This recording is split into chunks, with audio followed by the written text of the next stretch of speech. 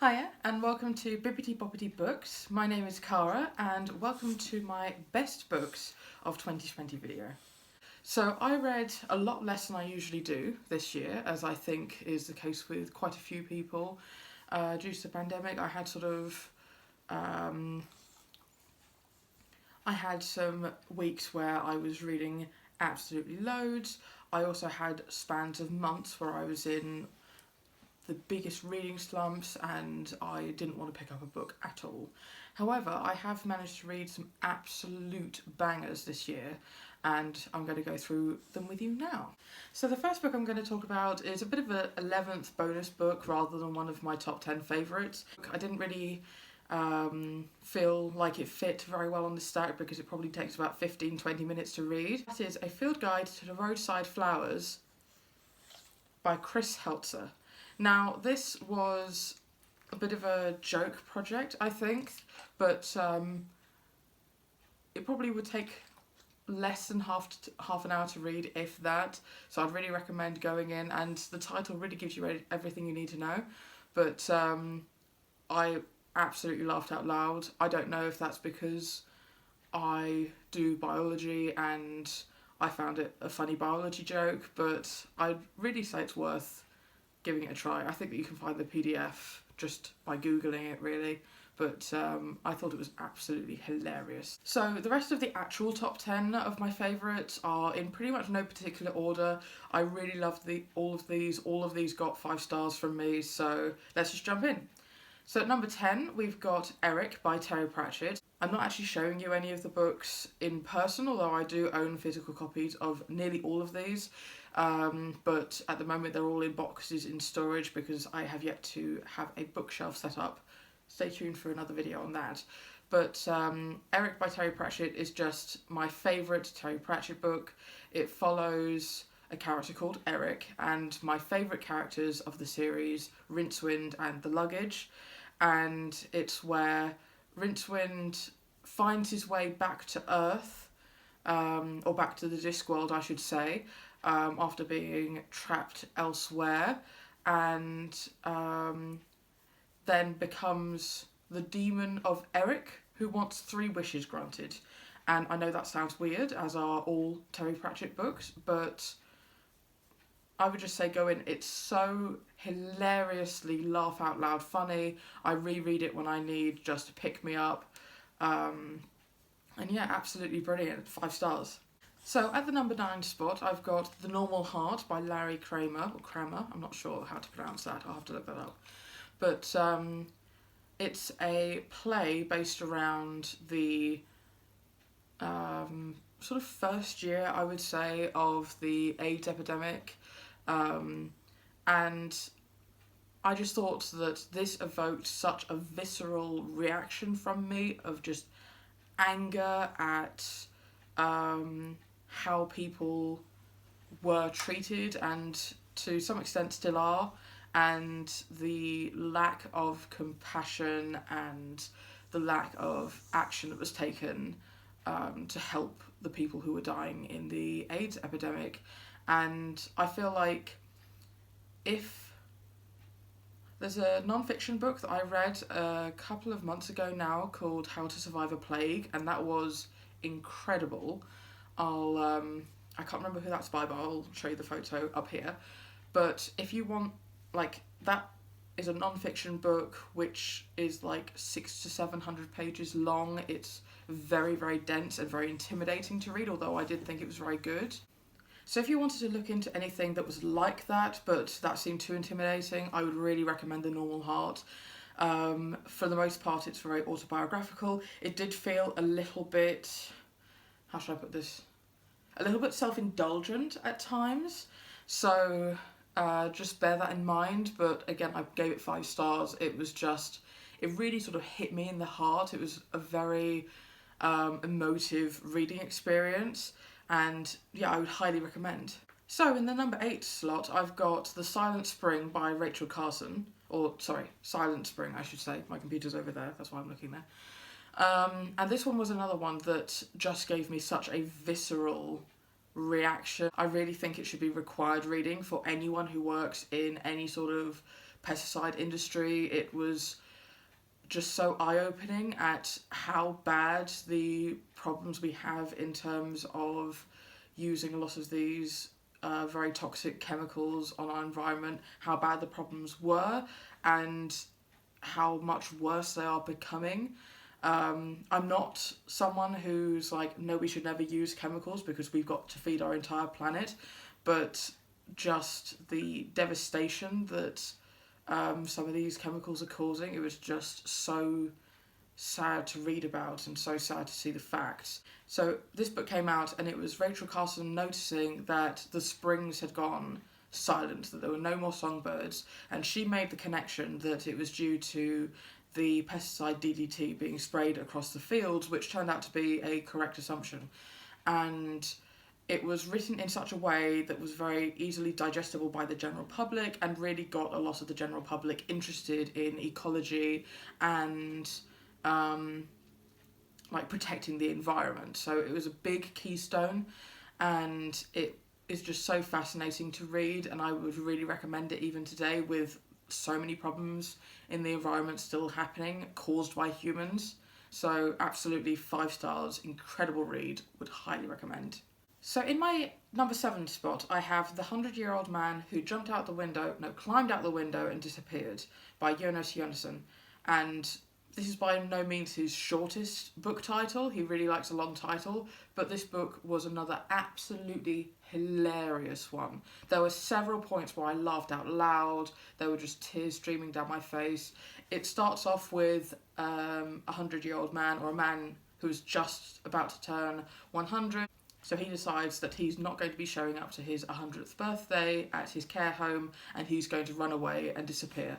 And it's very much a sort of book where if you thought, what is the most ridiculous thing that could happen right now? That thing happens. It was just so mind-blowing where the book went and what direction it took, and I would say don't go into it with any more information than that. It was so funny, and I can't wait to read all the others that Jonasson has written. My next one, I believe, that I'm going to read would be The Girl Who Saved the King of Sweden. I really think that's going to be a really good one. So in my number 6 slot is Call Down the Hawk by Maggie Stiefvater. Now, The Raven Boys is one of, if not my favourite series of all time. Now, I read the whole thing last year and just blew through the whole thing in a weekend. It's just such an amazing series, and Call Down the Hawk is the first book in a spin-off trilogy to that series. So I was quite hesitant going in because I find normally when authors revisit a world they've already finished that they tend to unpick plot threads that had already been tied up in the first series and use that same plot going forward. So I was very hesitant. I think that this would stand on its own without having to read the Raven Cycle, but I would imagine it would be incredibly confusing. So this series follows one of the characters from the previous series, Ronan, and again, I think with the Raven Cycle, it's a sort of series that I don't think you should go into it with sort of much expectations or looking at a lot of the plot, because I think it would spoil a lot of it. It's a series about Welsh kings and psychics and a magic forest that speaks Latin. It's just so incredible, and I would just go into it going in as blind as possible. I really enjoyed it, and with Call Down the Hawk specifically, it also got 5 stars as well as all the other Raven Cycle books, but it is very much its own thing. As with the Raven Cycle, there are many different chapters from many different perspectives from a lot of the characters. So the perspectives that were of characters that we already saw in the original series felt very much like those same chapters. It felt like it had very much the same tone and the same feeling, but there was a whole new slew of characters who are introduced in this book, and it was very, very new and different. And I think that anyone who's really liked the Raven Cycle but felt really apprehensive about going into Call Down the Hawk, definitely check it out. I can't wait to read Mission Impossible, although the title and the cover are not my favourite things. And that's all I'll say about that. But yeah, 5 stars, highly, highly recommend. So in my number 5 slot, I've got The Lady's Guide to Petticoats and Piracy by Mackenzie Lee. I clearly like books with long titles. But this book is the second in a series. I've also read and given 5 stars to the first book, A Gentleman's Guide to Vice and Virtue, and A Gentleman's Guide to Getting Lucky, which is a novella. I don't think I've got the title of that book right, so I'll put the right one up on the screen. But it's a series of companion novels, I would say, following each of the Montague siblings and their hijinks and adventures. Now, I typically don't read historical fiction, and this technically is historical fiction, but I don't normally read it because it tends to be quite dry. But this, again, is just absolutely hilarious. It's so heartfelt, very, very gay, which I very much enjoy. So the first book in the series, because I don't want to spoil anything for the second book, follows Henry Montague as he's going on a tour of Europe with his best friend and his sister, and he makes a pretty big faux pas at one point, and they end up having to run away and run through the Europe countryside. And it has got a slight fantastical element, but I don't think that's the whole plot. I really, really loved this new instalment, A Lady's Guide to Petticoats and Piracy. It was very much the sort of story where you have a quite... I would say she's quite unlikable as a main lead, and she makes quite bad decisions, especially early on, and makes some... and she has these views that, as a reader, I wouldn't have agreed with. However, she does get challenged throughout the course of the novel, and it's really interesting to see how she grows as a character and as a person throughout it, and I just thought it was an excellent addition to the series. In my number 4 slot is Come Tumbling Down by Shannon Maguire, and this is another instalment in the Every House Doorway series, which is a series of companion novels about children who have... It's a portal fantasy where children have stumbled through doorways into other worlds, found somewhere that they truly belong, and for whatever reason they're kicked back into our world and they can't cope with being back in reality. And it's very much dealing with sort of darker side to portal fantasy, a lot of the trauma. It's a very diverse series. The first book had an ace main character and a trans side character and multiple queer characters, and it's just a fantastic series. Each book is very, very short, so they really don't take that long to blow through, but they don't feel underdeveloped in any way.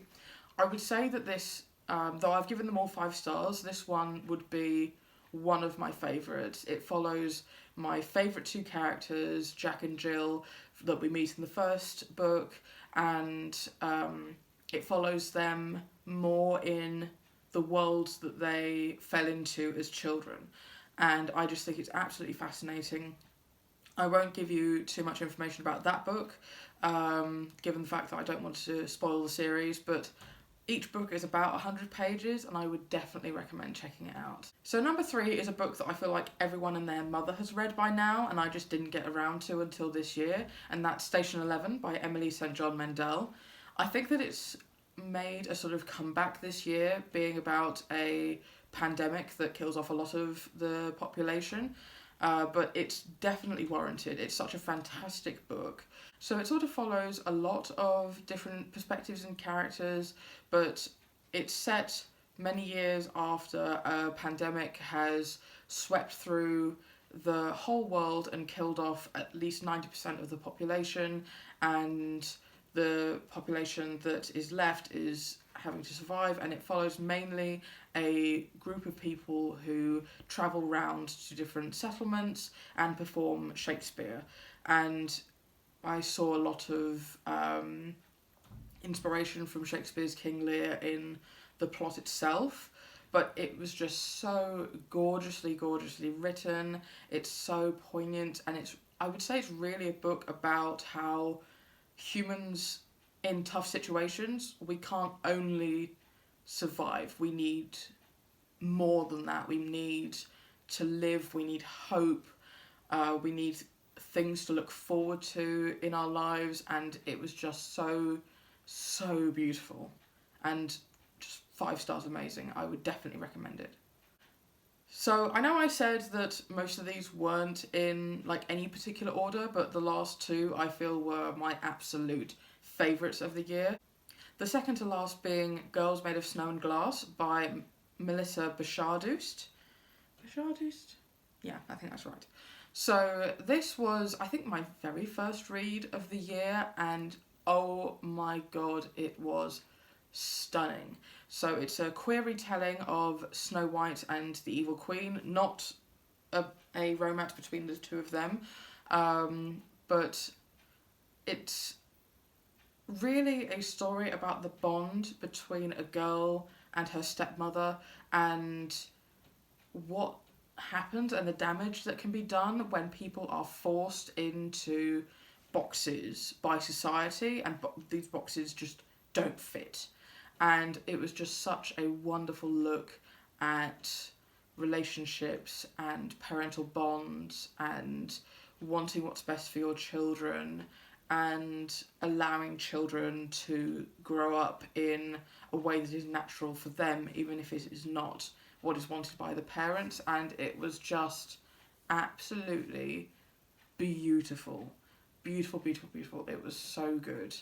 So absolutely recommend. And my number 1 book, which, if you're part of my family, this will be no surprise, but was The Starless Sea by Erin Morgenstern. And where do I begin with this book? It was gorgeous. I think I said in my Goodreads review that I want the whole thing tattooed across my body. It was just, the writing was so lush and descriptive and beautiful. This is Erin Morgenstern's book after The Night Circus, which I also really loved and enjoyed and gave 5 stars. This is a very different style of story, so I wouldn't say that everyone who enjoyed The Night Circus would necessarily enjoy The Starless Sea, but it was just absolutely fantastic. So this follows a boy called Zachary, and Zachary is perusing books in the library when he discovers a book which doesn't really seem to fit in, and as he starts to read it, he finds a chapter which is about himself and about a real event that he never told anyone. And it sends him on this wild journey, and is sort of interspliced with chapters of books that are also integral to the story in some way. A lot of people say that this book is very confusing, which I would absolutely agree with. This is a sort of book that I had to accept that I was not going to understand pretty much anything as the book went on. Things were going to be very confusing. I was going to be lost the whole time while reading it, and I never expected that to change, which I think was why I enjoyed it so much. I just let the story flow over me, and it was just so vast in its storytelling, and I think you'll get what I mean if you read the book, but it ends up following so many different characters and stories, and it is just a nod to the power and the need for stories and storytelling. It also had a gay male romance threaded throughout it that I don't think took over the plot in any way, but it was just incredible. After I finished it, I immediately wanted to start again because it was just that incredible. And there you have it. Those are my 10 and a half favourite books of 2020. I really hope as 2021 moves forward, I can stay on top of my reading goals and stay on track with reading consistently throughout the year, but I also hope that I read a load of great new favourites. I'll see you next time. Bye!